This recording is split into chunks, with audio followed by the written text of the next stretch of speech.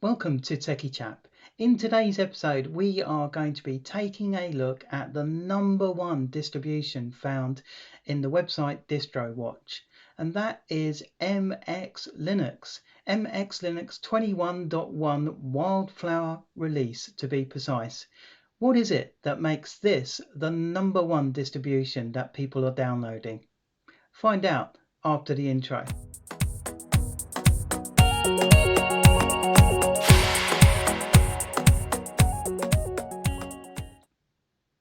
Here we are. This is the desktop environment you are dropped into after installing MX Linux, and as you can see, it's quite a busy desktop environment. The wallpaper is pretty busy, so one of the first things I'm going to do is just change that. So I right click on the desktop, go to desktop settings. We'll just have a quick flick through the wallpapers. Leaping dolphins.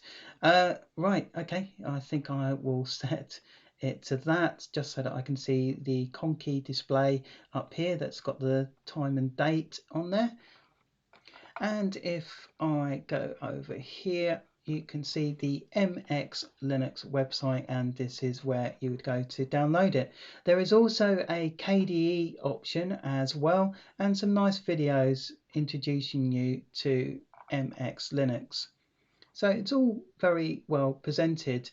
This type of website, I wouldn't say is the flashiest website for 2022, but it's very functional and it's very usable as well. So it's quite easy to get to the download section, and then you can just choose whatever version of MX Linux they have available. And I may install KDE version in the future and give that a test as well. So far so good. Whilst we are in Firefox, we'll just check the version of Firefox.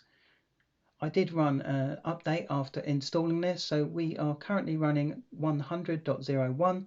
So actually it's the latest version of Firefox, which is pretty neat.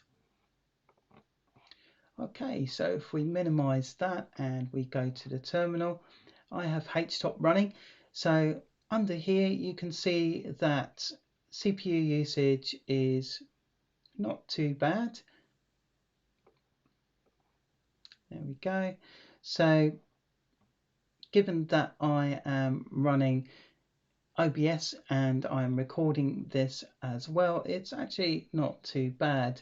CPU usage is sort of 20%, 8 CPU threads in here at the moment. So pretty good actually on resources. If we go down to the panel and we look at the bottom left, we will find ourselves a whisker menu system, which of course is the XFCE whisker menu system that they use by default. And of course all of this is based on XFCE, as you saw. If we click on MX Tools and we just have a look to see what we have available here, we've got About MX Linux, which gives you some basic information. You can see that it's supported until June 2024 because it's based on Debian Stable, the latest Debian Stable release 11.3. It's all pretty well supported. You can also see the specifications of my machine that I'm running this on as well. So pretty nice, and you get a nice welcome screen as well, which has user manuals, videos, and there's a tour of MX Linux as well. If we click on Tweak, this takes you into the MX Tweak application, which is a very nice application as well. You can choose how you want this panel to be displayed, whether you want it to be displayed on the left or on the right. So we'll just change it back to the left, or you can display it horizontally, and we can just say put it on the bottom. Is it going to do it? Apply. Here we go. Yeah, so that puts it on the bottom, which gives you a much more sort of Windows experience, or if you want it on the top, you can have it on the top as well. So that's all pretty easy to use. I'm going to put the panel back on the left, so if I just click apply, that sticks it back on the left there. You've got an awful lot of themes here, so that's really nice that you can customize it to the way that you want it to be. And it's nice that the team behind MX Linux have gone to the trouble of creating this MX Tweak applications to make customizing XFCE really quite easy. So you've got Greybird Dark, Greybird MX, MX Dark Thick Borders, new mix themes and icons, and of course you've got a whole bunch of application themes down here like Arc, Arc Dark, Arc Darker, etc. And you can also set the window manager and icon themes really easily. So that's really nice that you can do that within this application. You have the compositor, which is the XFWM, XFCE compositor. Display, you can change your display settings. So we have our resolutions here. I'm running this on a 1920 by 1080 monitor. So that's the resolution I have it set to at the moment. Config options. So config options is interesting because by default, the file manager, which is Thunar, when you click on a file, it will open it straight away, a bit like KDE does. So if we want to disable that, we can either disable that within Thunar. So if I click on Thunar here, and if I go to Preferences and I go to Behavior, I can double click to activate items. However, I can also do that here within MX Tweak, which is pretty neat. So I'm just going to untick that, apply, and we'll just test that out. So now if I just click on a folder, it doesn't open the folder automatically. If I go enable single click in Thunar, apply, now if I go single click, it will open that folder automatically. So I think that's quite nice actually, that you can do that and the change happens instantly. So that's pretty cool. Under other, you've got some various things that I don't, to be honest, know what they do, except for reset light DM login screen to the system default theme. So if you do end up playing around with the login screen and you feel like you've messed it up, you can reset it back to the system default theme from here, which is also pretty neat as well. All right, let's close that. So that's quite neat. If we go to tools, so MX Linux have also built this kind of tools window, which tools application as well, which is really nice. And if it's quite difficult to hit the edge of this with my mouse pointer. There we go. All right, so I did it.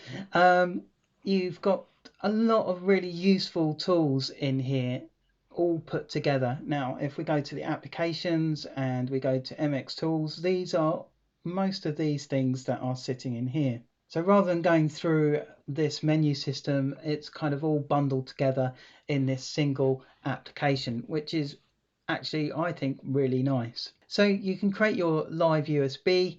So if you wanted to install MX Linux or just have a backup of MX Linux somewhere else on a USB, then you can create a live USB for reinstalling it or installing it on another PC, which is quite cool that that's there. You have boot repair if there's any problems booting up. You've got snapshot, which is quite cool. Let's just go into that. And this is where you can create snapshots of your desktop and basically have backups of your desktop, which is pretty neat actually. And then when you reinstall MX Linux, you can actually restore all of your desktop the way that you have it set up, which is pretty nice and quite a good tool.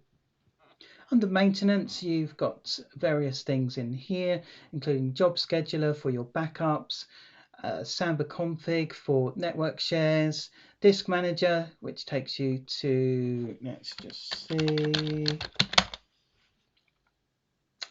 takes you to Disk Manager. Let's just see what this is about. Okay, so it's just MX Linux Disk Manager. So this is actually a tool that, if I click on Edit, yes, okay. So it's a very basic disk manager tool. So that's quite interesting that MX have put that together. We've been through about MX Linux already, but what I would suggest when you first install MX Linux is if you click on Codex Installer. Oops, if I pop in the right password, you can install the latest codecs, which you will need at some point to be able to do what I'm doing now, i.e. recording videos, play various audio files. So it is really recommended to install those codecs as well. So you click on OK and it will simply go off and install those codecs for you, which is really nice. If we click on Conky, and there we go. So Conky, you can actually change the color of Conky. At the moment it's just set to this pink sort of color, but you can have different types of Conky configs as well. And if you edit that, you can change the text file as well. So you can change. Conky is this sort of widget looking thing up here on the desktop. Date and time, network assistant, select sound, system sounds. You've got a nice little tool which you can take off MX Linux as well. If we go to tweak, that takes us back to that MX tweak application that we've already had a look at. Software, we've got package installer and repo manager. So if we click on package installer, you are taken to another application built by MX Linux, which is their sort of package installer, their sort of spin on Synaptic Package Manager, which Synaptic is also in here as well. So if I type that, we've also got Synaptic Package Manager already installed as well. In here, they've sort of put together some of the popular applications that you might want to install. And so, for example, if I type Steam, and Steam is already installed, I've already been testing that out, and I can click that. And what you can do as well in here is you can batch install. So if I select Steam and then if I type Inkscape, for example, I can click on that. Sorry, because I've installed Steam, I'm just going to deselect that already. And we'll just do a quick batch install. Let's select something to install. So we've got Inkscape. Let's install Krita as well. So it's going to install Inkscape and Krita at the same time, which is quite neat as a package manager. Rather than clicking install, waiting for it to install, and then going to your next application and installing that afterwards, you can do it all at once within the MX package installer. You can do that in Synaptic Package Manager as well, but it's nice that they've built this very easy to use installer. It also gives you a nice window here whilst it's installing, so you can see the details of the applications you are installing and how they're going. I notice here that whilst this is installing, it has Flatpak support out of the box, which is also pretty good. So if you need newer application releases, it's recommended really to go for Flatpaks, and that way you will get the latest release of your applications. And it's searching the FlatHub repository. So again, if I search for Steam, you can see Steam version 10074, and then if I go to here, let's just see what version. Does it tell you what version? No, it doesn't. It doesn't tell you what version. Okay, close that. More info. Okay, that's interesting. It doesn't give you a version number within here. It would do within Synaptic, but under Flatpaks it does give you a version number, so that's quite nice actually. Okay, so let's come out of the MX package installer. So as you can see, MX Tools is actually really useful. You also have this iDevice mounter, so if you have an iPhone or an iPad, you can mount it if you wanted to. I'm just going to take a look at Quick System Info. Let's click OK here, and this is a really useful tool, so you can see everything about the system here, which is pretty neat. So you have the version of XFCE, which is 4.16, GTK 3.24, XFCE 4 panel, and so on, and it's running Debian Linux, GNU Linux Bullseye, which I've also reviewed on my channel, and it's version 11. You can see the hardware that I'm running it on. So yeah, it's pretty cool. You can actually get all the details you need from within here. It even tells you the active repositories that you have as well. So that's really useful. So all in all, this MX Tools application is a really well thought out, really easy to use system, and perhaps that's one of the reasons why people like this release so much. Also bundled in, if we go through what you get when you install, if we click on Office, you get Foliate to view ebooks, you get LibreOffice, and in fact if we just go into LibreOffice Writer, okay, can't type properly, that's me, not the system. And if I click on About LibreOffice, we can see that we are running 7.0.4.2, so I think that's quite an old version of LibreOffice. If I just go to LibreOffice website, let's have a look here. So currently LibreOffice is on 7.3.3, and this is 7.0.4.2. So again, because we are relying on the Debian 11 stable repos, we are getting quite an old version of LibreOffice compared to what's out there. I have a feeling, however, if I go back to, if I close this, and if we go to our friendly MX Tools, which do I already have open? Let's have a look. Tools, there we go. Okay, so, and then go to Package Manager. All right, and Flatpaks. We're just going to check to see what version of LibreOffice we have available on Flatpaks, and as you can see, LibreOffice is on the latest version under Flatpak. So you could, if you wanted to, get some of the new features of LibreOffice, download it via the FlatHub. So that's really nice that you can do that.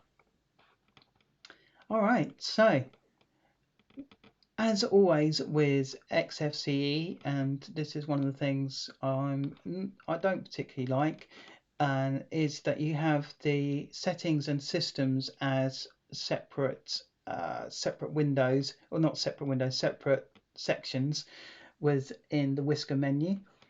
And I don't really understand that. I don't know why you would have system and settings split, but I guess because there are so many extra MX tools in here, then perhaps that's why they split it. But anyway, so yeah, it's pretty neat. If we oh wow, Midnight Commander, wow, I haven't seen that in years. God, that has so Midnight Commander is a, well, you used to be able to get it on MS-DOS, I think, but Midnight Commander is just like a terminal tool for managing your files essentially, and it's pretty awesome, pretty powerful. So it's nice that's there. I didn't know they were still going, to be honest, but hey, yeah, it's there if you want it. So okay, yeah, system gparted. We are running the Thunar file manager, as you saw before, which is of course the default file manager for XFCE. Nothing really remarkable about Thunar. It's a very simple file manager, but it has detected all my extra bits that I've plugged in very well. So for example, my Canon digital camera that you can see there, it's detected that absolutely no problem. And I would say that about this release, that it does detect hardware pretty well, given that it's running on an old version of Linux kernel, and that's quite nice. It's pretty decent, I have to say, as a system. So all in all, MX Linux 21.1 Wildflower release is pretty decent, I have to say. And I can somewhat understand why this is #1 on the DistroWatch distribution list, as in downloads. So yeah, I kind of get it. I kind of get it. It's based on Debian 11 stable, so it should be pretty stable on most desktops. It will lack support, unfortunately, for some of the newer desktop and laptops that are being released currently because of that kernel. And I have been testing Steam, and I have found actually, because of that kernel, the Steam is a little bit hit and miss in terms of whether things work in Steam or not. However, as a general release, as a general desktop, I quite like it. I like the fact that it has Flat Hub out of the box.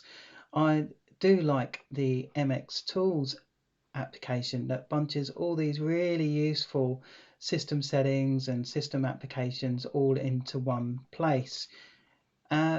Yeah, it's pretty decent, and I do like this XFCE theme as well.